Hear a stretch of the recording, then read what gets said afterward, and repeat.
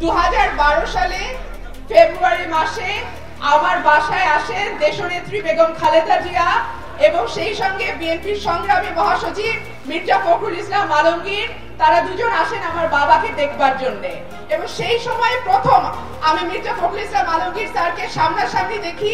উনিও আমাকে প্রথমবারের মতন দেখেন এবং বলেন যে তুমি একটা ব্রিলিয়ান্ট মেয়ে, তুমি রাজনীতিতে আসো, তোমাদের হাত ধরে রাজনীতি নতুন একটা রূপ পাবে। সেই যে আমার উৎসাহ, সেই যে আমার অনুপ্রেরণা, তার সবটাই কিন্তু মির্জা ফখরুল ইসলাম আলমগীরের হাত ধরে, তার সাহস নিয়ে, তার দোয়া নিয়ে, তার আশীর্বাদ নিয়ে আমি আজকে এই জায়গায় এসে দাঁড়িয়েছি। প্রিয় ভাই ও বোনেরা, বাংলাদেশ খুব ক্রান্তিকাল অতিক্রম করছে, দুঃসময় অতিক্রম করছে, মেঘের ঘন ঘটা চারদিকে। যখন বিএনপি ভালো থাকে তখন বাংলাদেশ ভালো থাকে, যখন বিএনপি খারাপ থাকে তখন পুরো বাংলাদেশ খারাপ থাকে। আওয়ামী লীগ বলে বিএনপি নাকি দেখা যায় না। আমি আওয়ামী লীগকে বলবো ঠাকুরগাঁয়ে এসে দেখেন, এই ছোট্ট শহরে আমার ভাইদেরকে জমায়েত দেখেন, এই প্রান্ত থেকে ওই প্রান্ত মানুষ জমা হয়ে গেছে শুধু দেশনেত্রী বেগম খালেদা জিয়ার নামে, দেশনায়ক জনাব তারেক রহমানের নামে, বিএনপির নামে। আমার ভাই আরেকজন সংসদ সদস্য জাহিদ ভাই বলছিলেন আওয়ামী লীগ তো দেখা যায় না। আমি তার সাথে সম্পূর্ণ একমত। আওয়ামী লীগ কিন্তু আমরা কোথাও দেখি না। আমরা দেখি পুলিশ, আমরা দেখি প্রশাসন। তারা যখন বলে আমরা আন্দোলন নাকি করতে পারি না, আমি বলি তুমি পুলিশের গুলি সরাও, তুমি বন্দুকের নল সরাও, তারপরে তুমি দেখো লাখো কোটি মানুষ আছে আমাদের সঙ্গে। এতটুকু সুযোগ পেলে মানুষ রাস্তায় ঝাঁপিয়ে পড়বে। দ্রব্যমূল্যের আগুন বাজারে, মানুষ মাত্র করোনা কিছুটা দূর হওয়া শুরু হয়েছে। অনেক মানুষ চাকরি হারিয়েছে, অনেক মানুষের বেতন কমে গেছে, অনেক মানুষ তার পেশা পরিবর্তন করেছে, অনেক মানুষ শহর থেকে চিরতরে গ্রামে চলে গেছে, কারণ শহরে আর তার চাকরি করে চলবার মতন অবস্থা নাই। এই সময় যখন আপনি বাজারে যান, চালের কেজি 70 টাকা, পেঁয়াজের কেজি 60 টাকা। আপনি যখন বাজারে ডিম কিনতে যান, এক ডজন ডিমের দাম 110 টাকা। মানুষ কিভাবে চলবে, কিভাবে খাবে মানুষ?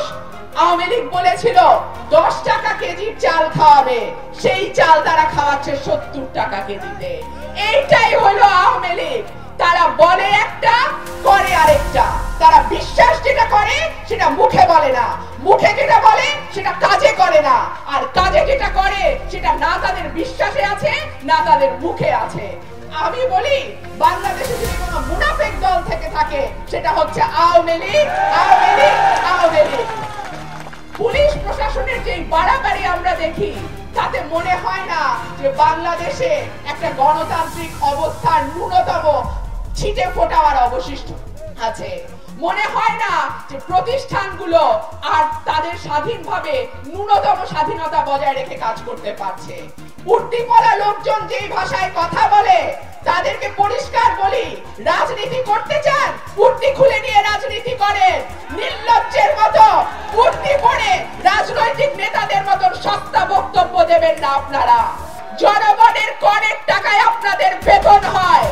মনে রাখবেন, বাংলাদেশের সংবিধান অনুযায়ী আপনারা প্রজাতন্ত্রের কর্মচারী, এর বেশি একটুও কিছু নয়।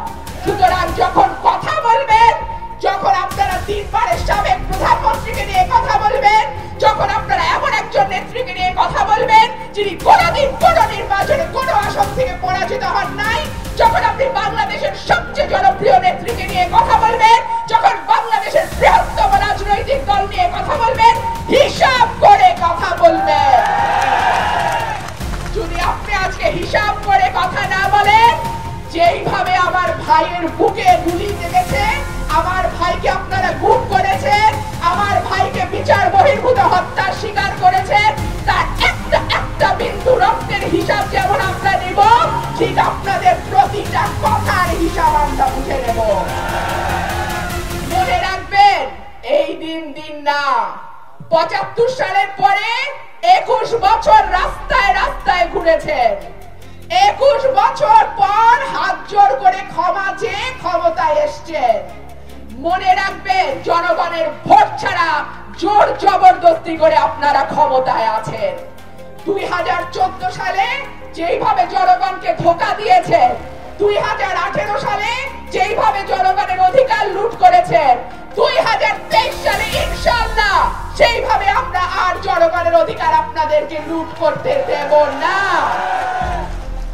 আমার প্রিয় ভাইরা, আপনারা এমনিও মামলা খান, অমনিও মামলা খান, ঘরে থাকলেও মামলা খান, বাইরে গেলেও মামলা খান, এলাকায় থাকলেও মামলা হয়, এলাকায় ছাড়লেও মামলা হয়, এমনকি মরে গেলেও নিস্তার নাই, মরা মানুষের নামেও মামলা হয়, বিদেশে থাকলেও ছাড় নাই, সেখান থেকেও মামলা হয়। তাহলে কিসের ভয়? আমার নামে 6টা মামলা ডিজিটাল সিকিউরিটি অ্যাক্টে। এই মামলাগুলোর এজাহার পড়ে আমি হাসবো না কি করব বুঝি না, কারণ একটা এজাহারের সঙ্গে আমার কোনো পরিচয় নাই। কারণ যা যা বলা হয়েছে এতই মিথ্যা সেই কথাগুলি, যে সেই কথাগুলো নিয়ে আসলে কি মামলা লড়বো, কিন্তু হাজিরা তো আমাকে ঠিকই দিতে হয়। তো আমি ঘরে বসে থাকলেও আমাকে মামলা দেবে, আমি আন্দোলন সংগ্রামে পথে নামলেও আমাকে মামলা দেবে। তাহলে কোনটা করা উচিত আপনারাই বলেন? আন্দোলনের কোনো বিকল্প নাই, এবং এই আন্দোলনের মধ্যে দিয়ে আমরা একটি অবাধ, সুষ্ঠু, নিরপেক্ষ নির্বাচন 23 সালে আদায় করব ইনশাআল্লাহ।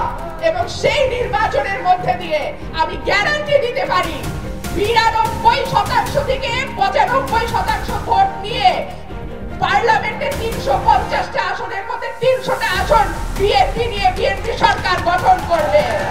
বিএনপির সেই জনসমর্থন আছে, বিএনপি গণমানুষের দল, বিএনপি সাধারণ মানুষের দল, এবং যতবার বাংলাদেশ ক্রান্তিকালে পড়েছে ততবার দেশোদ্ধারকারী ভূমিকায় বিএনপিকে পেয়েছে।